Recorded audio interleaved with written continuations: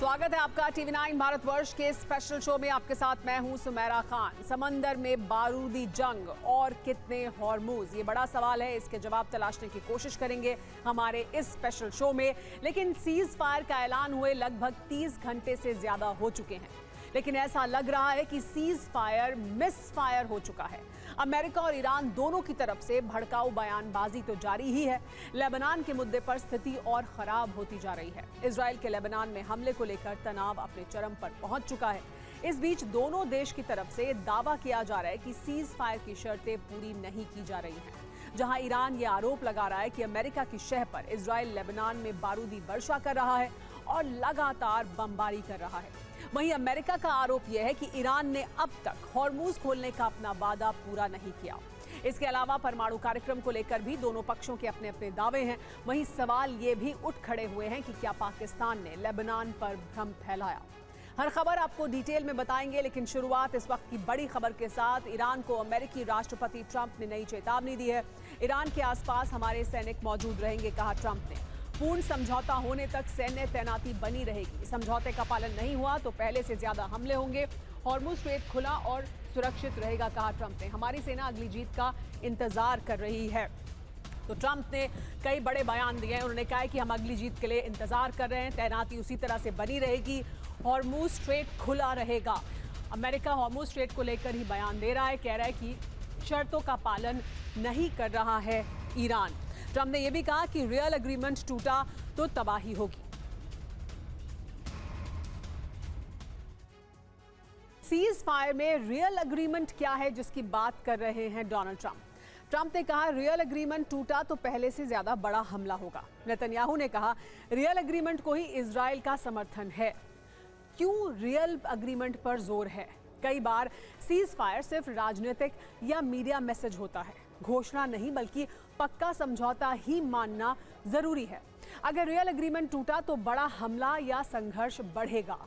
सवाल यह है कि सीज फायर डील में रियल क्या है और फेक क्या है, जिसे दोनों पक्षों ने औपचारिक रूप से माना हो, जिसमें हर एक शर्त साफ और डिटेल में हो, घोषणा या बयान भी लिखित में दिया गया हो, हर पॉइंट पर दोनों पक्षों की सहमति भी मिली हो। बड़ी बात यह है कि सीज फायर को लेकर कोई लिखित दस्तावेज नहीं है। युद्ध विराम हो चुका है, लेकिन सवाल यह है क्या यह स्थायी शांति में बदल पाएगा या कुछ दिन बाद एक बार फिर टूट जाएगा। सवाल इसलिए क्योंकि सीज फायर का ऐलान होने के करीब 30 घंटे बाद भी इजरायल का लेबनान पर हमला जारी है। इसके साथ ही अमेरिका के सामने बातचीत के लिए कड़ी शर्तें रखी गई हैं। यूरेनियम संवर्धन जारी रखना भी उनमें से एक है। यही शर्त इजरायल के अस्तित्व पर खतरा बन सकती है, इसीलिए इजरायल युद्ध विराम में बाधक बन सकता है। वैसे भी इजरायल ने सीज फायर में लेबनान पर हमले रोकने की शर्त को खारिज कर दिया है, यानी पेच कई हैं और मुसीबत टली नहीं है। वार्ता में मध्यस्थ पाकिस्तान के मुताबिक लेबनान में भी सीज फायर लागू हो गया, लेकिन बेंजामिन नेतन्याहू ने कहा है कि लेबनान में सीज फायर लागू नहीं है। इजरायली अधिकारी कह रहे हैं कि सीज फायर सरप्राइज की तरह है। अमेरिका की ओर से इसकी जानकारी एकदम अंत में दी गई। इजरायली विपक्ष के नेता यार लैपिड ने कहा है कि इजरायल के इतिहास में ऐसी राजनीतिक त्रासदी कभी नहीं हुई। जिस वक्त फैसला लिया गया उस वक्त इजरायल बातचीत में शामिल तक नहीं था। राष्ट्रीय सुरक्षा के मुद्दे पर नेतन्याहू पूरी तरह फेल रहे। ईरान की शर्तों को समझौते का आधार मान रहा है और इनमें पहली है हॉर्मुज पर ईरान का नियंत्रण बना रहे, यूरेनियम संवर्धन को मंजूरी मिले, अमेरिका सभी प्रतिबंध हटाए, अमेरिका क्षेत्र से अपनी सेना हटाए, ईरान को हुए नुकसान का मुआवजा दे। प्रतिनिधि मंडल में अमेरिकी उपराष्ट्रपति जेडी वेंस, ट्रंप के विशेष दूत स्टीव विटकॉफ, ट्रंप के दामाद जेरेड कुशनर हो सकते हैं। ईरान की ओर से वार्ता में विदेश मंत्री अब्बास अरागची, संसद के स्पीकर मोहम्मद बागेर कालीबाफ शामिल हो सकते हैं। और इस वक्त की बड़ी खबर, लेबनान पर हमलों से भड़के ईरानी विदेश मंत्री अरागची। इजरायल के हमले सीज फायर का उल्लंघन है, कहा अरागची ने। दुनिया लेबनान में हो रहे नरसंहार को देख रही है। युद्ध और सीज फायर में से एक चीज को चुने अमेरिका।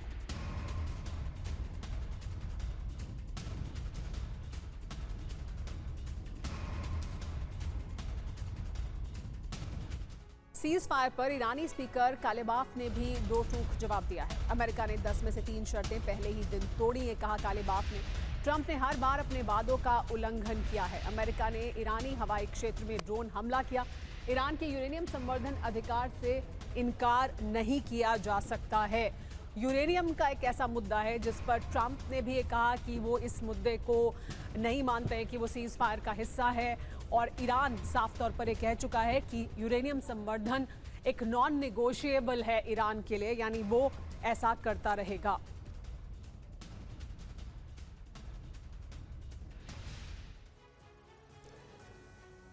क्या लेबनान पर टूट जाएगा सीज फायर? अरागची ने क्या कहा, ईरान ने क्या कहा, समझिए। अरागची ने कहा कि ईरान अमेरिका सीज फायर की शर्तें साफ हैं।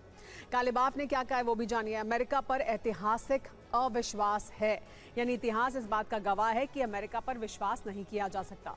अरागची ने कहा कि सीज फायर नहीं, ये इजराइल के जरिए युद्ध है। कालिबाफ ने क्या कहा, ट्रंप ने हर बार अपने वादों का उल्लंघन किया है। युद्ध और सीज फायर साथ नहीं चल सकते, कहा अरागची ने। कालिबाफ ने कहा कि एक दिन में ही सीज फायर की 3 शर्तों का उल्लंघन किया गया है। इसके अलावा दुनिया लेबनान में नरसंहार देख रही है, कहा अरागची ने। और कालिबाफ ने कहा कि सीज फायर के बाद भी लेबनान में हमले किए गए और इसे ईरान सीज फायर का उल्लंघन मानता है। अब अमेरिका के पाले में है जंग की गेंद। कालिबाफ ने कहा कि ट्रंप ने ईरानी हवाई क्षेत्र में ड्रोन हमला किया है, यानी सीज फायर के नियमों का उल्लंघन किया गया है। अरागची ने कहा कि अब यूएस की प्रतिबद्धता पर दुनिया की नजर है। कालिबाफ ने भी कहा कि ईरान के यूरेनियम संवर्धन अधिकार से इनकार नहीं किया जा सकता, ये ईरान का अधिकार है और ईरान ऐसा करता रहेगा। बड़ी बात क्या है, शांति वार्ता से पहले ईरान बड़ा फैसला ले सकता है। लेबनान पर हमलों के जवाब में इजराइल पर हमला भी संभव है। सीज फायर पर ट्रंप के सामने नई शर्तें रख सकता है ईरान। तो अमेरिका कह रहा है कि उसने ईरान में हमले का लक्ष्य हासिल कर लिया है, लेकिन इस जंग में अमेरिका को बहुत कुछ गंवाना भी पड़ा है। हथियारों के साथ अमेरिका ने कई देशों का भरोसा खो दिया है। अरब देश अमेरिका की वजह से ही खुद को सुरक्षित समझते थे, लेकिन ईरान के हमलों ने अरब देशों में जबरदस्त तबाही मचाई है। दूसरी तरफ यूरोप इस युद्ध से दूर रहा और ट्रंप के खिलाफ बयानबाजी होती रही। इसे नेटो में नई फूट माना जा रहा है। अमेरिका की छवि को बड़ा नुकसान हुआ है। सुपर पावर इमेज को सबसे अधिक क्षति हुई।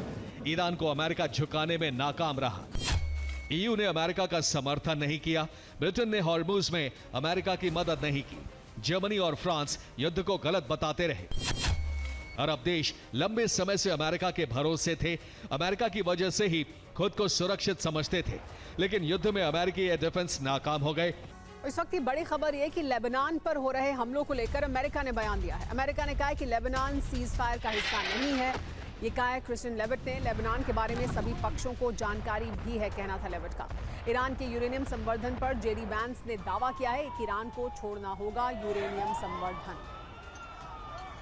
तो आपको आइए सुनाते हैं जेडी वैंस और कैरोलिन लेविट ने सीज फायर को लेकर ईरान के दावों पर क्या कहा है। तो क्या डस्टबिन में पहुंच जाएगा सीज फायर? जेडी वैंस ने क्या कहा, ईरान सीज फायर तोड़ना चाहता है तो ये उनकी इच्छा है। ईरान बिना वजह लेबनान पर हमले को तूल दे रहा है। लेबनान सीज फायर की शर्तों में शामिल ही नहीं है। ईरान को यूरेनियम संवर्धन कार्यक्रम रोकना होगा।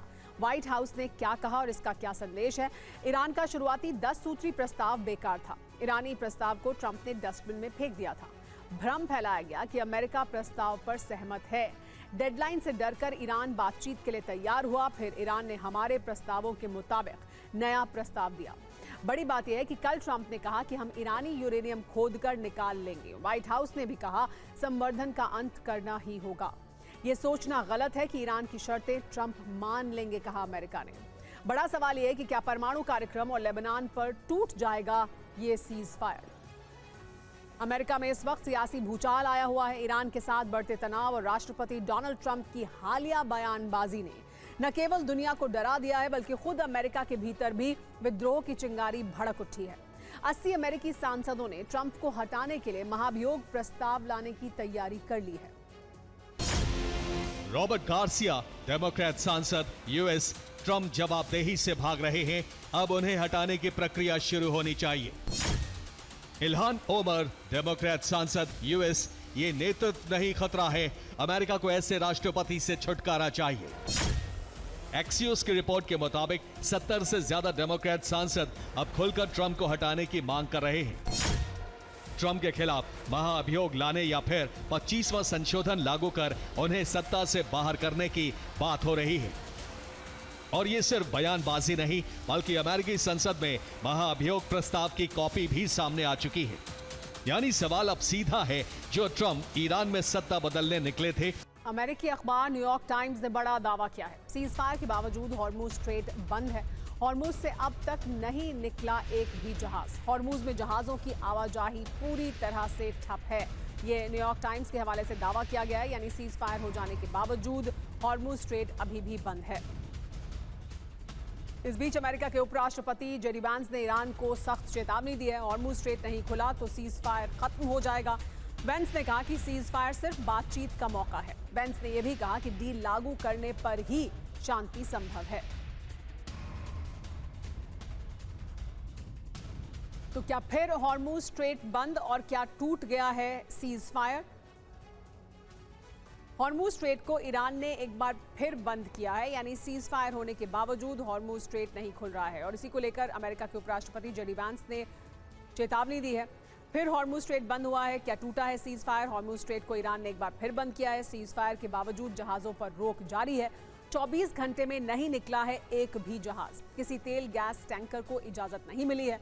Global ship tracking firm Kepler का दावा है। वजह क्या है ये भी जानिए। लेबनान पर हमलों से भड़का हुआ है ईरान। लेबनान में 24 घंटे में 250 से ज्यादा मौत हो चुकी है। इजराइल के हमले से IRGC भड़का हुआ है। IRGC ने हॉर्मुज बंद करने का ऐलान किया है। लेबनान से ईरानी प्रॉक्सी हमले कर रहे हैं। तो शर्त क्या है जानिए। लेबनान में सीज फायर पर ही खुलेगा हॉर्मुज, ये ईरान की शर्त है।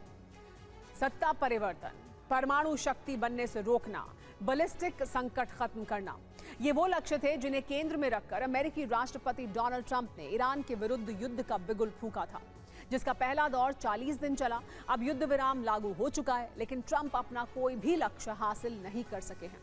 ईरान मजबूती के साथ अमेरिका के सामने खड़ा है, अपनी शर्तों पर अडिग है। ऐसे में सवाल यह है कि पूरी शक्ति के साथ ईरान के खिलाफ युद्ध शुरू करने वाले डोनाल्ड ट्रंप को लौटकर बातचीत की टेबल पर क्यों आना पड़ा? ऐसा क्या हुआ कि ईरान के सर्वनाश की धमकी देने वाले ट्रंप बैकफुट पर आ गए? इस रिपोर्ट में आप भी देखिए। ट्रंप ने 7 अगस्त को सभ्यता का विनाश करने वाला पोस्ट किया, जिसके बाद ईरान ने मध्यस्थों से बातचीत बंद कर दी, जबकि अमेरिका इसके बाद भी कोशिशें करता रहा। 14 दिन का युद्ध विराम हुआ, लेकिन ईरान के 10 बिंदु वाले प्रस्ताव पर, जिसे ईरान ने ट्रंप के 15 बिंदु वाले प्रस्ताव को खारिज करने के बाद भेजा था। युद्ध विराम हुआ, लेकिन हॉर्मुज स्ट्रेट पर अब भी ईरान का कंट्रोल है। वो टैक्स वसूलेगा। यानी ट्रंप युद्ध विराम के दौरान भी हॉर्मुज में जंग से पहले की स्थिति हासिल नहीं कर पाए। हॉर्मुज से बढ़ सकता है दुनिया भर में तनाव। हॉर्मुज से गुजरने वाले जहाजों से टैक्स वसूलने से तनाव बढ़ेगा। हमेशा के लिए टैक्स लगा सकता है ईरान। दुनिया भर में क्रूड ऑयल के दाम भी इसकी वजह से बढ़ेंगे। दूसरी समुद्री रूट पर भी इस तरह का टैक्स फिर लगाया जा सकता है और इस वजह से ये एक नई तरह की शुरुआत हो सकती है दुनिया में, जिसकी वजह से दुनिया के जो शिपिंग रूट्स हैं वो प्रभावित होंगे। तो हॉर्मुज से शुरू हो रही है क्या समुद्री जंग? हॉर्मुज पर टैक्स लगा तो क्या होगा? इसके नतीजे क्या हो सकते हैं? दूसरे समुद्री रूट पर भी टैक्स लागू हो सकता है। अंतर्राष्ट्रीय व्यापार महंगा होगा। तेल, गैस, कंटेनर शिपिंग सब महंगा हो जाएगा। वैश्विक स्तर पर इसकी वजह से महंगाई बढ़ेगी। समुद्री रास्ते राजनीतिक हथियार बन जाएंगे। संयुक्त राष्ट्र का क्या नियम है जानिए। सभी देशों के जहाजों को ट्रांजिट पैसेज का अधिकार है। बिना टैक्स के जहाजों को गुजरने का अधिकार है। हॉर्मुज पर टोल लगाना अंतर्राष्ट्रीय कानून को चुनौती देना है। दुनिया के दूसरे हॉर्मुज कौन कौन से हैं, यानी इस तरह की जगह जहां पर ऐसा टैक्स लग सकता है, ऐसे रास्ते जो संकरे हैं। मलक्का स्ट्रेट है, इस पर नियंत्रण है मलेशिया, इंडोनेशिया और सिंगापुर का। टोल लगा तो एशिया की सप्लाई चेन हिल जाएगी अगर यहाँ टोल लगता है। बाब अल मंदे, इस पर नियंत्रण यमन और जिबूती का है। यहाँ पहले से ही अस्थिरता है। बॉस्पोरस स्ट्रेट, नियंत्रण तुर्की का है। तुर्की कंट्रोल यहाँ बढ़ा सकता है। स्वेज नहर, यहाँ पर नियंत्रण मिस्र का है। मानव निर्मित नहर होने से टोल वैध है यहाँ पर लगाना। यूरोप के देशों ने ट्रंप की निंदा की। साथ ही यूरोप में मौजूद सहयोगियों ने जंग में ईरान के विरुद्ध अमेरिका के साथ खड़े होने से इनकार कर दिया।